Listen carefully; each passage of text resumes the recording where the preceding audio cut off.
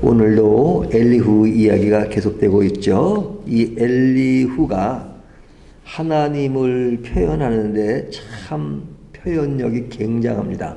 단순히 표현력만 괜찮은 정도가 아니라 하나님의 속성 또 하나님의 능력 이런 것들을 표현하는데 기가 막힐 정도입니다.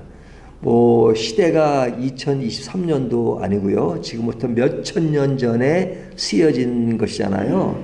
이 욥기는 구약 성경의 시가서에 나와 있지만 순서적으로 따지면 창세기 다음에 나와야 될 순서입니다. 그러니까 욥기는 그 족장 시대 때 쓰여진 것이니까 순서적으로 따지면 창세기, 욥기, 출애굽기 이렇게 나와야 되죠. 그러니까 굉장히 오래된 내용이죠. 그런데 그 당시에 엘리후라는 사람이 등장해서 그가 하나님이 어떤 분인가 하는 것을 이야기할 때 이와 같이 표현한다는 것은 굉장한 것이죠. 여기 보면 자연에 흐르는 그런 현상, 안개, 구름, 비, 우레소리, 번개, 그리고 기후의 변화에 대해서도 얘기합니다. 그러니까 26절부터 33절까지 보면 일일이 다 읽지 않아도 이런 기후변화에 대한 이야기를 하죠. 거기에 재밌는 것은 그 기후변화에 대해서 동물들이 금방 알아차린다 하는 이야기도 합니다. 저 이야기를 보면서 옛날 그 스촨성에 지진이 일어났었잖아요. 그 지진이 일어났을 때 사람들은 잘 감지를 못했습니다. 그래서 그 스촨성에 있는 그 저수지가 있는데 거기에 이제 물이 빠지는 겁니다. 이게 땅에 균열이 가니까 물이 빠져요. 근데 거기에 있는 사람들은 그 물이 빠지니까요, 그 안에 있는 그런 그 물고기들, 물고기가 그냥 작은 물고기만 있는 게 아니라 길이가 막 1m나 되는 그런 물고기가 있었답니다. 그러니까 그런 물고기가 보이기 시작하는 겁니다. 물이 빠지니까. 이제 그 안에 있는 물고기들이 이제 물이 빠지고 거의 이제 바닥이 보일 정도니까 물고기들이 막 그냥 보이는 거예요. 그러니까 사람들이 그 물고기를 보고 너무 좋아가지고 그냥 그 잡기가 쉬우니까요. 그러니까 어떤 사람이 그 1m 되는 그 물고기를 탁 이렇게 안고 너무너무 기분이 좋아하는 겁니다. 그러니까 BBC 기자가 그걸 사진으로 찍었어요. 신문에 냈어요. 그러니까 얼마 후에 지진이 올 거라는 걸 모르고 사람들은 그곳에 보이는 물고기를 가지고 너무너무 좋아하는 것. 그것이 신문에 났었는데요. 그런데 그 근처에 있는 그 동물, 두더지, 이런 것들은 이미 다 감지하고 도망갔답니다. 그러니까 이런 동물들이 그런 지진이 올 것을 감지한다는 거예요. 그래서 오늘 본문에 보면 그 엘리후가 그런 말을 하잖아요. 동물들이 그것을 감지한다라는 말을 풀어서 이야기합니다. 그러니까 이런 그 자연의 움직임을 운영하시는 분이 하나님이시다 하는 것을 얘기하는 겁니다. 37장 1절에서 5절까지 보면 거기도 보면 눈, 비, 폭풍, 북풍의 추위, 얼음, 구름의 습기, 땅과 육지 이런 것들을 쭉 이야기하고요. 6절부터 13절까지 보면 그 자연의 원리를 마치 과학자처럼 이야기합니다. 그러니까 과학자처럼이라고 했지만 그 당시에 그런 이 육지에 있는 그 수증기가 올라가서 구름이 되고 구름이 비를 내리고 하는 그런 것들을 지금이야 쉽게 얘기할 수 있지만 그 당시 이런 이야기를 할 수 있다는 것은 대단한 것이죠. 그러면서 이 모든 것들을 운영하시는 분이 하나님이시다. 그렇게 이야기합니다. 그러니까 굉장히 박식한 사람이에요. 그러니까 그 당시의 학자 중에서도 이 보통 학자가 아닌 겁니다. 엘리후는. 그 앞에 세 친구와 또 결이 다른 굉장히 그 높은 그런 지식을 가진 사람이에요. 그런데 14절부터 24절까지 보면 그 많은 지식을 가지고 어떤 곳에 이용하고 있냐면 욥을 향하여 그의 미약함을 지적합니다. 14절부터 24절까지는 그 내용이에요. 욥이 하나님이 그렇게 크신 분인데 내가 하나님 앞에서 하는 행동을 보면 하나님이 그런 하나님을 믿지 않는 것이 아니냐라고 이야기하면서 그를 막 질책하는 내용을 합니다. 그러니까 너는 너무 하나님을 모른다. 하나님이 어떤 분인지를 알면 너와 같이 말할 수 없는데 하면서 그가 알고 있는 그 박식한 지식을 욥을 공격하는 데 사용하고 있는 겁니다.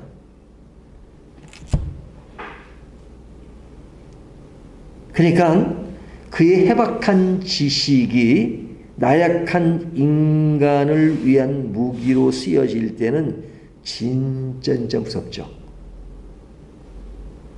그의 해박함에 반론할 여지도 없어요. 너무너무 박식하니까.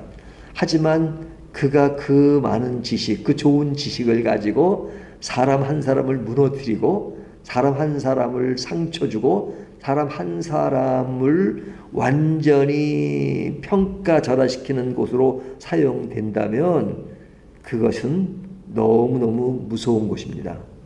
오늘날 사람들의 지적 수준이 굉장히 높아졌잖아요. 그래서 그 높은 지식들이 다르니까 서로 그것을 이렇게 이야기하는 것이 토론이잖아요. 토론할 때 보면 자기 주장이 굉장히 강한 경우가 많죠. 근데 그 토론의 수위가 비슷하면 막 그냥 하지만 이 한쪽이 워낙 뛰어나고 한쪽이 약하면요. 한쪽은 길을 못 피고 말을 못 하잖아요. 그러면 말 잘하는 쪽이 이제 승리가 되는 거죠. 토론장에 나오면 말 워낙 잘하는 사람도 있어요. 그러면 그 말을 못 따라가고 겨우겨우 그냥 말하지만 듣는 사람들은 금방 알아차리잖아요. 그러면 누가 이긴 거예요? 말 잘하는 사람이. 말 잘한다는 것은 말만 잘하는 것이겠어요? 그만큼 또 아는 것이 많은 것이죠. 그런데 말을 잘하고 그렇게 해박한 지식이 있으면 그 사람이 곧 승리한 것이고 그 사람의 말이 곧 진리가 되느냐? 그렇지 않은 경우도 많죠. 그렇죠? 그러니까 말싸움으로는 이겼어요. 그리고 그 해박한 논리가 상대방을 압도했어요. 하지만 그가 반드시 맞는 말이냐? 그렇지 않죠. 어떤 사람은 말을 잘 못해가지고 그 논리에 그냥 끌려다니면서 할 말을 못했지만 나중에 보면 그 끌려다니는 사람의 말이 맞는 경우도 있잖아요. 그러니까 인간이 아는 지식이라고 하는 것은 완벽한 건 아닙니다. 그리고 완벽한 것들을 다 표현한다고 그것이 진짜가 되고 표현을 좀 못한다고 해서 그 사람이 진짜 그 진리에 못 미치느냐? 그런 건 아니란 말이죠. 그런데 엘리후를 보면 너무 말을 잘하고 너무 해박하고 그러니까 엘리후에 대해서 반박을 못해요. 그 친구들의 이야기가 나오지 않잖아요. 엘리후가 얘기할 때 친구들이 있었을 텐데 말을 못하잖아요. 욥도 말을 못해요. 그러니까 엘리후의 얘기는 거의 독백처럼 혼자 이야기가 계속 진행되는 것은 뭐냐면 그만큼 월등하다는 겁니다. 친구들과 욥은 그래도 이게 주거니 받거니 하는 것은 그래도 좀 주거니 받거니 할 정도의 어떤 그런 실력차가 있는데 엘리후는 워낙 뛰어나니까요. 그러니까 너무 뛰어난 지식이고 그것도 이 말들은 하나님에 대해서 표현하는 것들은 또 틀린 말이 아니에요. 맞는 말이에요. 맞는 말이에요. 그러니까 어떤 사람들은 엘리후에 대해서 굉장히 긍정적으로 평가하고 이 사람이 하나님과 인간을 중재하는 말들을 한다. 물론 그 내용을 보면 굉장히 맞는 말이에요. 하지만 그 해박한 논리와 하나님을 아는 지식이 사람을 공격하기 위해서 사람을 낙심하게 하기 위해서 주는 말씀은 아니잖아요. 그러니까 조금 덜 박식하더라도 그것이 하나님의 영광을 위해서 사람들을 그리스도께 인도하는 대로 사용된다면 그것이 아름다운 것이죠. 많이는 알지만 늘 상처를 주고 그것이 어떤 그 사람을 완전히 그 잘못 오해하게 만드는 것이라면 모르는 것만큼만 못하는 것이죠. 그렇기 때문에 사람들은 정답을 몰라서가 아니라 정답대로 되지 않아서 고민하는 경우가 많잖아요. 그러니까 어떨 때는 정답만 주는 것이 얄미울 때가 있죠. 근데 정답을 알아요.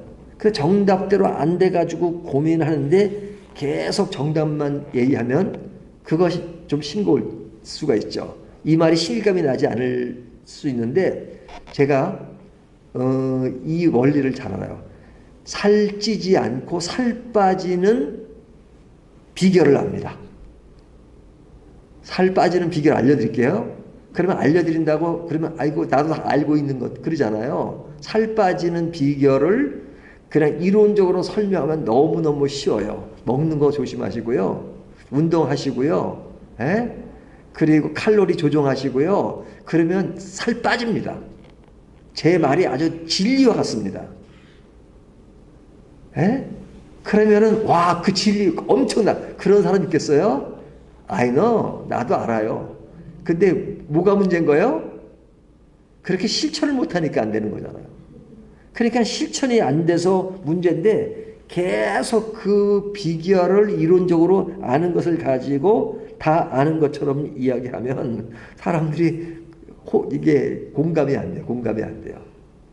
그러니까 우리가 이게 지금 살 빠지는 얘기를 했지만 제가 이해하기 쉽게 얘기했지만 우리가 의인이 무엇이며 악인이 무엇인지 제가 설명할 수 있어요. 1시간, 2시간도 설명할 수 있어요. 의인은 이런 것이고 악인은 어떤 것이고 사람들이 생각하는 의인과 악인 또 우리 성경이 말씀하시는 의인과 악인의 개념을 얼마든지 말씀할 수 있어요. 또 구원과 심판이 무엇인지 말씀드릴 수 있어요. 근데 그 구원과 심판의 논리를 원리적으로 잘 이해한다 그래서 그 사람이 구원과 심판을 다 진짜 받은 것이냐? 에? 꼭 그런 건 아니죠. 설명을 잘한다고 모든 것을 다 하는 것은 아니란 말이죠. 그러니까 운동 경기 할 때 누가 운동의 그 원리를 제일 잘 알아요? 뛰는 운동 선수보다도요, 방송할 때 그 해설가들 보세요. 에? 해설가들이 얘기잖아요. 아유, 저러면 안 되고, 요렇게 하면 된대. 그 해설가를 말을 들으면 그 사람이 최고 잘하는 것 같잖아요. 그럼 막상 그 해설가 보고, 그럼 운동장에서 실제 뛰어보십시오. 그러면 그 사람이 운동 선수만큼 할 거라고 생각하십니까? 혹시 하는 사람도 있을런지 모르지만, 이게 말로 해석하는 것과 실제로 운동장에서 뛰는 것과는 다르잖아요. 그러니까 이 박식하다는 것이 박식하면 박식할수록 좋아요. 하지만 박식하다는 것이 곧 신앙의 진실이냐? 그것은 아니란 말이죠. 아니란 말이죠. 그러니까 엘리후가 그렇게 박식하지만 우리는 결론을 알고 있잖아요. 욥을 질책하는 그 내용이 맞는 겁니까? 틀린 겁니까? 우리는 뒷장을 가면 이제 바로 이제 37장 넘어가면 하나님의 말씀이 나와요. 이제 거의 끝부분에 오는데 앞에 부분과 뒷부분을 볼 때 엘리후의 말은 욥과 관련되어서는 그가 욥을 판정하고 욥을 평가하는 것은 바른 게 아니죠. 그러니까 오늘 본문에도 그렇게 박식한 지식을 가지고 욥을 질책하는 데 쓰이고 있잖아요. 근데 그 질책은 너무나도 박식한 그 지식의 그 논리로 그 흐름에서 비춰볼 때 욥은 그 수준에 못 미친다고 생각한 것이죠. 그러니까 제가 구원과 심판에 대해서 얘기할 수는 있어요. 원리적으로. 하지만 어떤 한 사람을 대놓고 딱 대놓고 A라는 사람을 해서 당신은 구원 못 받았어요. 그런 것은 굉장히 교만한 것이죠. 그 사람이 어떻게 될지 알아요? 지금은 좀 구원받지 못한 사람처럼 보일지 모르지만 그 사람이 나중에 어떻게 될지 모르잖아요. 근데 너무 쉽게 당신 구원받았어? 못 받았어? 이렇게 말한다는 것은 엘리후가 그 많은 지식을 구원이 이런 것이다 이렇게 말해놓고 제일 마지막에서 그러니까 당신은 구원 못 받은 거야 라고 한 사람을 공격하는 그 무기로 쓴다 그러면 그 앞에 논리가 다 무엇이 되는 겁니까? 그것은 하나님보다 자기가 능가한 거잖아요. 하나님은 구원받은 사람인데 하나님 구원해 주신 사람인데 그 사람을 보고 자기가 지금까지 알고 있는 논리로 당신은 구원을 받지 못했어 이렇게 말한다면 이게 완전히 잘못 간 것이잖아요. 지금 그런 격입니다. 그렇기 때문에 그 엘리후와 같은 그런 것들을 내가 범할 데가 없을까라는 그런 생각을 하게 되죠. 그렇기 때문에 지식이라고 하는 것은 중요하지만 산지식이 뭐냐? 산지식은 그것이 영혼을 불사르고 영혼을 새롭게 하는 그런 것. 그것이 신앙적인 산지식이죠. 그런데 알기는 많이 알지만 사람을 죽이는 것이라면 그것은 산 지식이 아니라 죽은 지식이 되는 것이죠. 그러니까 엘리후의 그런 박식함은 진짜 부러워요. 오늘날로 말하면 이런 정도의 지식을 가진 사람이면 대학자 중에 하나입니다. 아주 높은 수준의 신학자라고 말할 수 있죠. 하지만 그 신학이 사람을 상처 주고 공격하는데 그 잘못 평가한 데 쓰여진다면 그것은 산 지식이 아니라 죽은 지식이다 하는 것을 오늘 본문이 말씀해 주고 있습니다. 우리에게 필요한 건 어떤 지식이에요? 지식이 필요 없다는 것이 아니에요. 하지만 우리에게 진짜 필요한 것은 산 지식, 사람을 살리고 영혼을 살리는 산 지식이라는 것을 다시 한번 생각하게 됩니다.